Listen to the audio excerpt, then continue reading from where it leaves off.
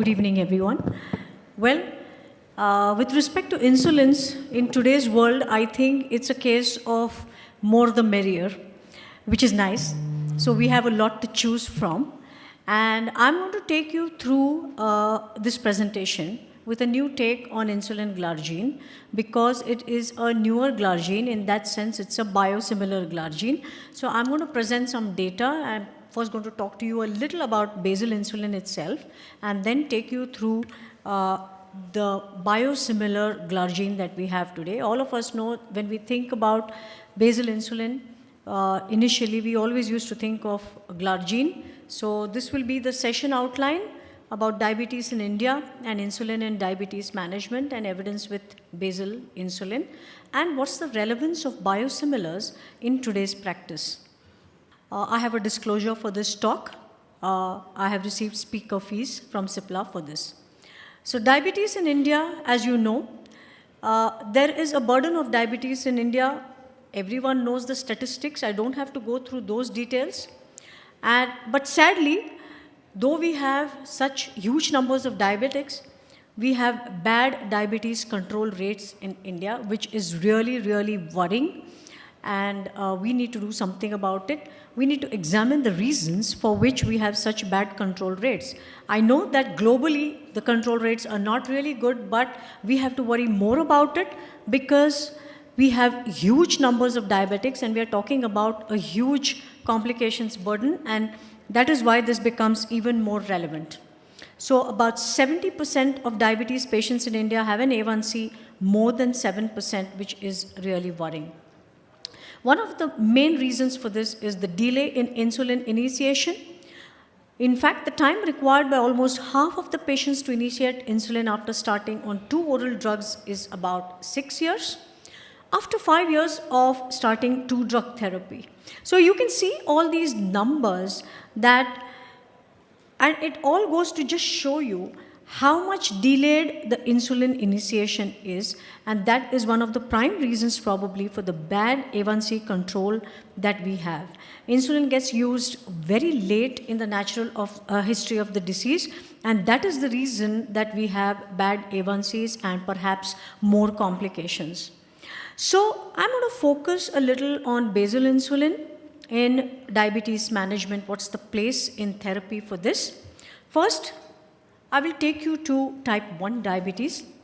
We all know that most people with type 1 diabetes need to have, although it does not happen in India, even today, a lot of the type 1 diabetics are treated with twice daily premixed insulin. Of course, that's not an ideal situation. And we know that they should actually be treated with multiple daily injections of a prandial insulin and a basal insulin, or a continuous subcutaneous insulin infusion, which is like the insulin pump. And that is the way it should be treated, but that doesn't really happen. And most individuals with type 1 diabetes should actually be using rapid-acting insulin analogs to reduce their hypoglycemia risk. And we should educate all of them that they need prandial insulin and they need a basal insulin, that is multiple doses of insulin. When you look at type 2 diabetes, it's very clear.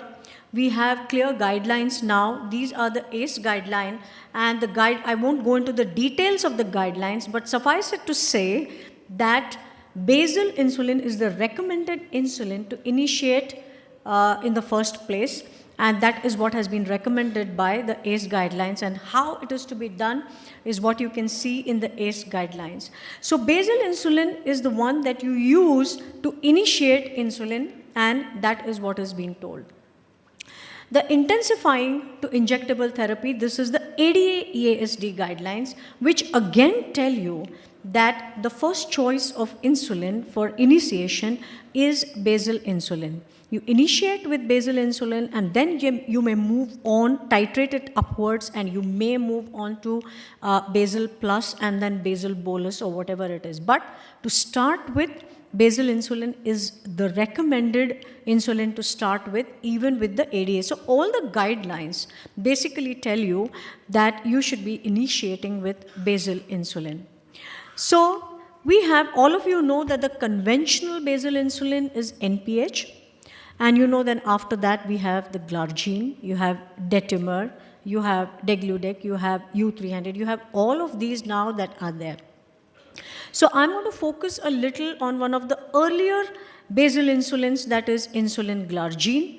As I said, there are a lot many studies, and you have studies with detemir, with NPH and OADs, and you have only OADs, and you have type 1 pre-diabetes and type 2 diabetes, and you can see the different studies that have been done with these different modalities of treatment in different populations.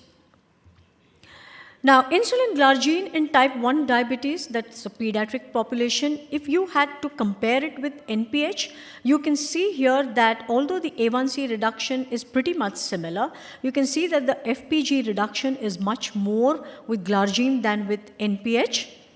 And the FPG goal achievement subsequently is much more with glargine than with NPH. And of course, the most important thing for us to remember here is that it has a better safety profile. All of us know that NPH has a peak. A basal insulin has to be peakless, but NPH is not. And it gives you a slight peak, rather quite a big peak in the middle of the night, which is responsible for nocturnal hypoglycemia. And you can see here that glargine has a better safety profile than NPH in terms of overall hypoglycemia, nocturnal, and any other adverse events. What about type 2 diabetes? In this, you can see that glargine versus NPH in the treat to target trial, you can see here that efficacy-wise, they are similar, as you can see in terms of HbA1c and the fasting. But look at the safety profile. The total hypoglycemic events with glargine are less. The nocturnal hypoglycemic events are less. So, efficacy of NPH comes at a cost of hypoglycemia, and that is mitigated with the help of a better basal insulin such as glargine. What about the other basal insulin that is there, and that is the detemir? How do they compare with each other? Here, very clearly, the A1C reduction with glargine is better, with more patients a bigger percentage of patients achieving their goal, and it is quite significant, you can see here. The FPG reduction, although it could be the same, the hypoglycemia rates, overall low rates, and no major hypoglycemic events in either of them. What about the CV safety of glargine? Nowadays, we talk about CV safety for every drug that comes into the market. And if you can see here in the origin study, you can see that there was no significant difference that was observed in the incidence of cardiovascular outcomes with insulin glargine or standard care. So in that sense, the CV safety profile is established. Now coming to the next part of my talk, and that is the biosimilars. So are they really relevant in today's clinical practice is what we are going to examine. Now what's the difference between a biosimilar and a generic? Generics are basically made with a chemical manufacturing process. I'll give you an example, like aspirin. It's a chemical molecule. So it can be very easily copied, and identical copies are made of these very, very small molecules. It's a small molecule. Whereas biosimilars are quite different. They are similar versions of a biological medicinal product. It's not a chemical product. It's a biological medicinal product, and you need to use biotechnological manufacturing processes to make biosimilars. So generics are different from biosimilars, and this terminology needs to be understood. So when you talk of generics, they're usually small molecules, tablets, which you can very easily make the copies of those, and those are called generics, whereas biosimilars go through a long process. So a biosimilar is a therapeutic protein molecule with an identical amino acid sequence to that of a previously marketed innovator product. So you have an innovator product, but the amino acid sequence is the same when you make a biosimilar, but there is no clinically meaningful difference in the efficacy or the safety profile. So that is when a biosimilar comes into the market. That is, it is not exactly the same as the innovator molecule. However, the amino acid sequence is similar, but there is no clinically meaningful difference in efficacy or safety. So that's what it is. But the regulatory pathways for biosimilars and generics are different. I told you that generics are small chemical molecules and they don't really have to undergo very rigorous regulatory monitoring or regulatory processes. However, for biosimilars, phase 3 clinical trials are required, unlike for chemical generics. So when a biosimilar passes the regulatory bodies, you can be rest assured that it has actually passed through those phase 3 clinical trials and then have applied for approval. So biosimilar approval is far more rigorous compared to other generic small chemical molecules. So that is another thing to understand. What is biosimilarity at the end of the day? How similar is similar? Not only how similar is similar, how much similar do you actually need or want? That is also the question. The similarity is demonstrated in preclinical, in vitro and in vivo pharmacodynamic and toxicology studies. Similarity is demonstrated in clinical trials designed to assess the PK/PD against standard limits. There should be no clinically meaningful differences in immunogenicity. That's very important because it's a biotechnological molecule. And head-to-head clinical trials to detect relevant differences in efficacy or drug-related safety. So to that extent, you need the similarity between an innovator molecule and a biosimilar molecule. Another important thing that you need to understand is that since the innovator molecule efficacy is already been established through phase 3 clinical trials involving thousands of patients, a biosimilar molecule does not require those many numbers of patients in their phase 3 clinical trials because efficacy is not of the issue. When you do phase 3 clinical trials for a biosimilar molecule, what you actually need is to show that the PK/PD studies are not vastly deviant from the innovator molecule. That is what you need to establish, and then you're good to go for the biosimilar molecule. So you don't require those thousands of patients. You shouldn't be looking for that because the efficacy of the molecule per se has already been established. So to summarize, biosimilars are therapeutic protein molecules with an identical amino acid sequence to that of a previously marketed innovator product with no clinically meaningful difference in efficacy or safety profile. They are not generics. They are similar to, but not exactly the same as the reference innovator products. And they provide valuable options that create choice for prescribers and patients. As I said, in today's world, more the merrier. The quality of biosimilar manufacturing matters. Now here, this is very important. You have so many generics and you also have biosimilars. As it is, biosimilars are contending with so many manufacturing processes that are very intricately linked to each other. On top of that, they are always being compared to the innovator molecule. And hence, when choosing a biosimilar molecule, you need to be sure that it has undergone proper quality control, it is made with the best quality standards, and it is made by reputed manufacturing processes and manufacturers because it is a biosimilar. So the manufacturing of the biosimilar matters. So now let me show you some evidence of the biosimilar glargine that I was talking about. So as I said, the biosimilar glargine, which is LYI-GLAR or Beza-GLAR, and Lantus, the amino acid sequences are identical, and it has been evaluated in a comprehensive development program, and this is the totality of the evidence. There are preclinical studies, phase 1 studies showing the PK/PD of IGLAR versus Lantus, and then you have phase 3 studies in both type 1 diabetes and type 2 diabetes. So let's look at the phase 1 study of the PK/PD, which is important. And the comparative studies, the core trials, fulfill the regulatory need to demonstrate similarity between the two products in different regions, as you can see in this particular slide. The study design, as you can see over here, I'm not going to go into the details because this is a phase 1. Screening is up to 6 weeks. It's a usual one. But what I would like to show you here is the PK profile is similar to that of the reference glargine. And I reiterate here that for a biosimilar, what is important is not the efficacy, because that's already established. What is important is the PK-PD profile being as closely similar to the innovator molecule as possible, and you can see here that it fulfills that criteria. What about the pharmacodynamics? Yes, that also is similar to that of the reference glargine. So our PK-PD data is satisfied.